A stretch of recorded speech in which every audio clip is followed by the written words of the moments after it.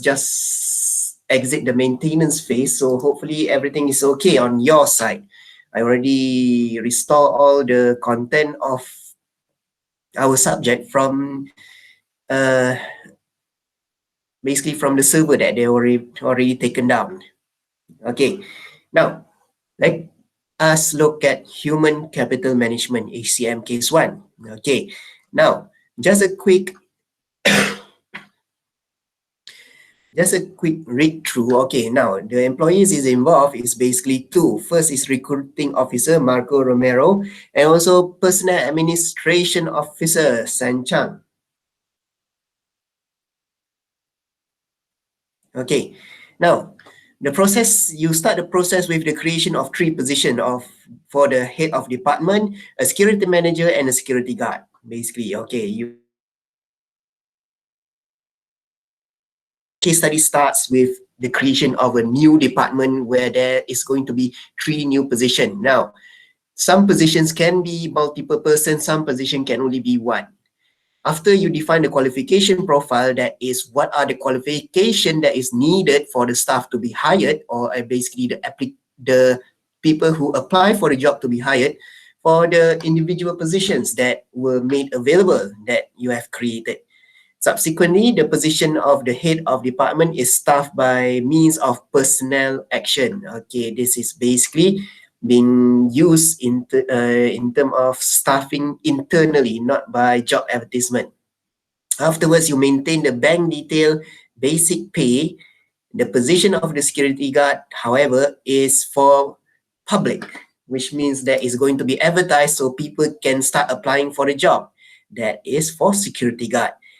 An employee is eventually hired after the job is being posted, the interview is being conducted, you already choose which applicant will be getting the job, and then you're going to be defining a quick promotion to security manager, because currently we need to do something in terms of, if let's say the staff is already being hired, we need to plan what is the future career that the staff can become. So basically, looking into the promotion of becoming a security manager. In order to qualify a security guard for the position of security manager, book for them advanced training. That's how in the industrial world, or basically in any world where you are working, one way for you to get a promotion is by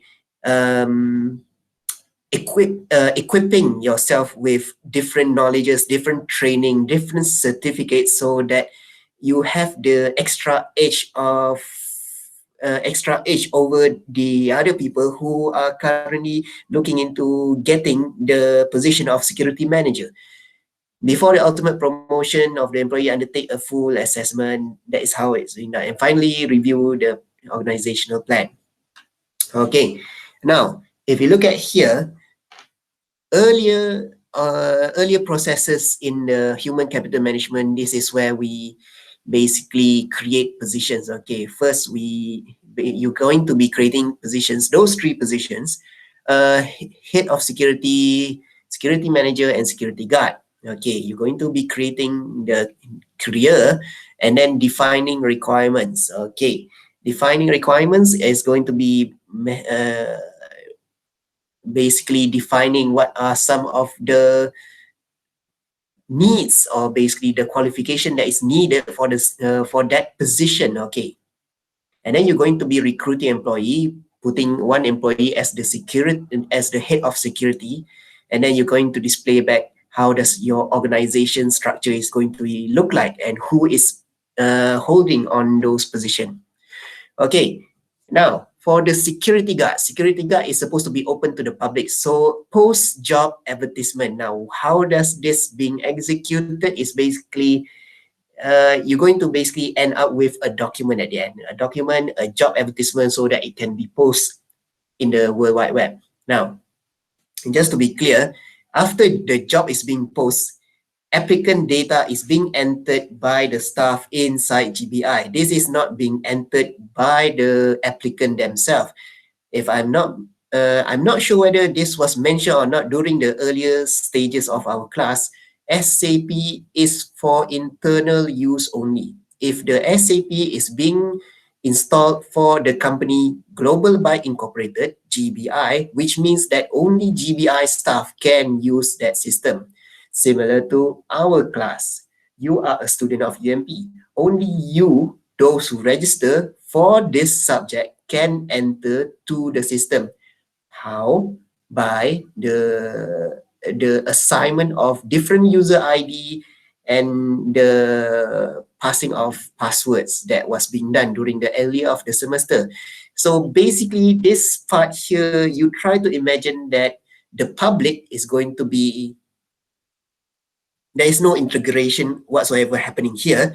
The public is going to go through, let's say, a website. They're going to register their information, choose a job. Let's say, for example, if you were familiar with the website My Future Job, that is one of the initiatives that was conducted by our government. Now, what happens here in our case study, that is HCM1, is basically, let's say, for example, the online system is there. Applicants are applying through there, and then the human resource department will go through the system that the applicant use and transfer that data into their SAP in Global Bike Incorporated in GBI. That is where this part here happen. Enter applicant's master data. There is in this case, there is no integration in terms of the system that the applicant use and the system that is GBI using. So after the master data for the applicant has already been entered, so you prepare applicant for hiring. So this is where the interview start, the choosing of which of the candidate will be hired for the position of security guard is being done. After the filtering has been done, so hire the applicant. Hire the applicant, insert who is proof of hiring is through whom, maintain qualification profile. This is to insert the qualification that the new staff already has. Maybe they already have, okay, currently for security guard, let's say, for example, they have certification on performing CPR, for example. They have certification on handling, on weapons handling, let's say, for example. So those are the different qualifications that the human resource staff would insert inside the system, maintain qualification profile. So immediately, according to the case study, that staff should be planned for future career of becoming a security manager is being stated here. So what the next part of this process is basically, it's not really needed, but it's just an example. So basically, after being hired, plan for security manager promotion for that new staff. So what to do here is basically see what are the different career path or different trainings that can be attended by the security guard so that they can be promoted into security manager. So create an event of any training that is needed, book the event, book the training, follow up, and then execute the career plan. Prepare appraisal when everything is ready, the training has already been done. So prepare for appraisal in terms of being assessed whether they are ready or not to become the security manager from the position of security guard. And then finally, transfer from security guard to security manager. So that is what is happening here. But basically, in terms of hiring, human capital management, the only part that is most important, usually in terms of the real world, is until here, maintain qualification profile. The parts where preparing for the staff for promotion is something that usually done after the staff is already working for the company for the past few years, let's say 5 years, 8 years, and then they can plan for the staff to be promoted to the next higher position. So that is how HCM1 is being done. Now, we're moving on to HCM2 in terms of payroll. This is where you're going to simulate. I'm going to mention this again. This is just a simulation. This is where human resource staff will try to simulate payroll execution. Okay, let us go through the case study, before starting the payroll process. Okay, now notice here, before starting, we are not actually executing the payroll process. This is one process that is, I'm not sure whether is it hectic or not, because currently there is function for simulation, because I never ever been positioned as an human resource staff. I'm just a lecturer. So I'm guessing payroll is going to be one hectic process. So before a payroll can be executed, there is a function for human resource staff to execute a simulation of payroll process. Now, before starting the payroll process, a new position of marketing manager has been created. After this, a new position will be hired. Okay, it's being hired again, not something.